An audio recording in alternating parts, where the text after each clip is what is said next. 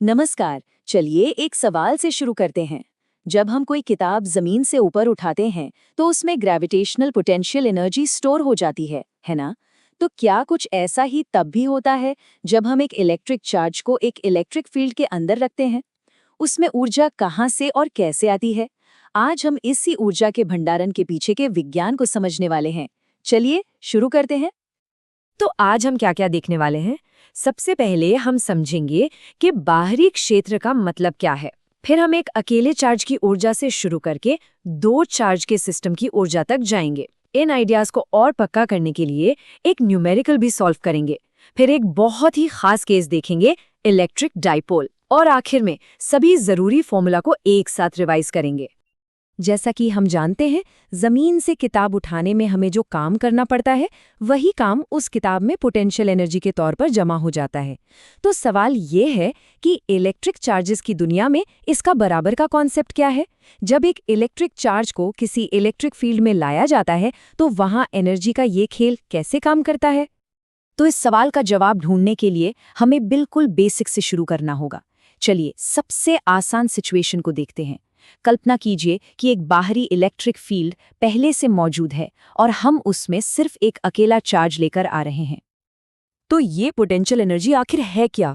इसे ऐसे समझिए कि एक इलेक्ट्रिक फील्ड पहले से ही मौजूद है।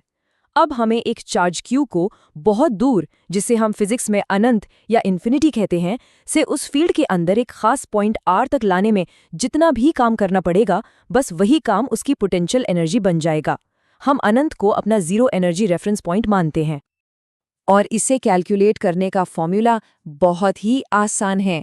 पोटेंशियल एनर्जी U बराबर है चार्ज Q गुना उस पॉइंट पर इलेक्ट्रिक पोटेंशियल VR। मतलब सीधा सा है, चार्ज जितना बड़ा होगा या उस जगह पर पोटेंशियल जितना ज्यादा होगा, उतनी ही ज्यादा एनर्जी स्टोर होगी।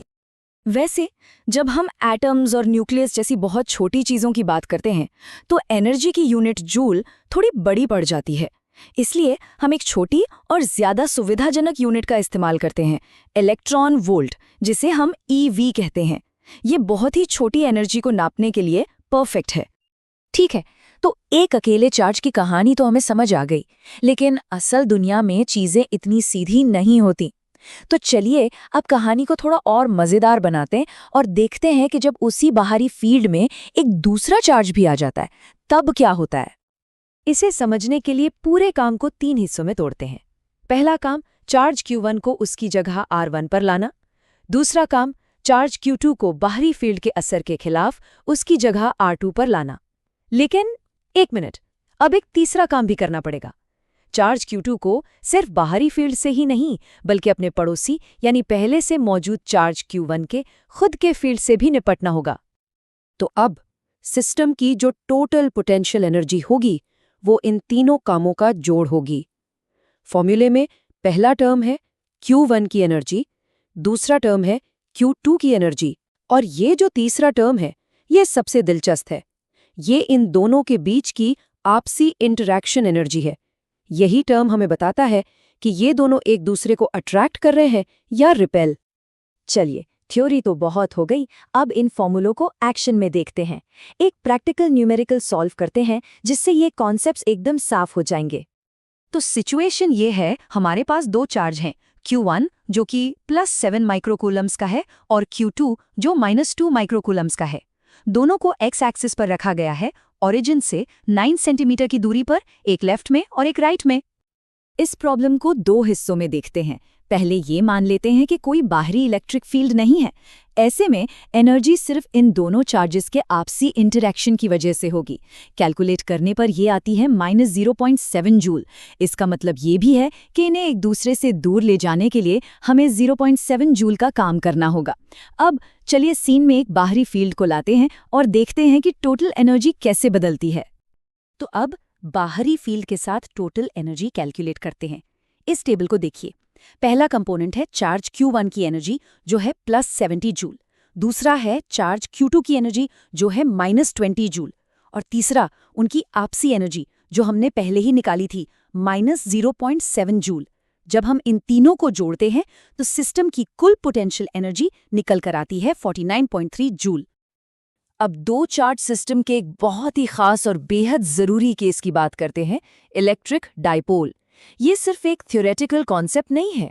पानी के मॉलिक्यूल से लेकर हमारे फोन के एंटीना तक डाइपोल असल में हर जगह हैं। इस डायग्राम पर एक नजर डालिए। ये जो पैरेलल लाइनें हैं, ये एक यूनिफॉर्म बाहरी इलेक्ट्रिक फील्ड ई को दिखा रही हैं। इसके अंदर एक डाइपोल रखा है जिसमें दो बराबर और ऑपोजिट चार्ज +q और -q हैं। p डाइपोल मोमेंट है जो एक वेक्टर है और हमेशा -q से +q की तरफ पॉइंट करता है, और थीटा यानी थीटा डाइपोल मोमेंट p और इलेक्ट्रिक फील्ड e के बीच का एंगल है। अब मजे की बात यह है कि जब आप एक डायपोल को फील्ड में रखते हैं तो फील्ड उस पर नेट फोर्स नहीं लगाता, बल्कि उसे घुमाने की कोशिश करता है। इस घुमाने वाले असर को हम टॉर्क कहते हैं। ये टॉर्क हमेशा डायपोल को घुमाकर इलेक्ट्रिक फील्ड की दिशा में सीधा करने की कोशिश करता है, ठीक वैसे ही जैसे चुंबक कंपास की सुई को घुमाकर नॉर्थ की तरफ कर देता है। और जहां भी टॉर्क यानी घुमाव है, वहां पोटेंशियल एनर्जी भी होती है। इसका फॉर्मूला है U = -P.E। ये हमें बताता है कि एनर्जी एंगल थीटा पर निर्भर करती है। कोई भी सिस्टम हमेशा सबसे कम एनर्जी की स्टेट में रहना चाहता है। डाइपोल के लिए वो सबसे स्टेबल स्टेट तब होती है जब वो घूमकर फील्ड के साथ पूरी तरह अलाइन हो जाए, यानी जब थीटा 0 हो। तो आज हमने काफी कुछ कवर कर लिया। अब समय है कि हम उन सभी जरूरी फॉर्मूलों और कॉन्सेप्ट्स को एक जगह इकट्ठा कर लें जो हमने आज सीखे हैं, ताकि वो आसानी से याद रहें। ये 4 फॉर्मूले ही आज के हमारे डिस्कशन का सार है। पहला, एक अकेले चार्ज की एनर्जी के लिए। दूसरा, 2 चार्ज के सिस्टम की एनर्जी के लिए, जिसमें उनकी आपसी एनर्जी भी शामिल है। और आखिरी 2, एक डाइपोल पर लगने वाले टॉर्क और उसकी पोटेंशियल एनर्जी के लिए।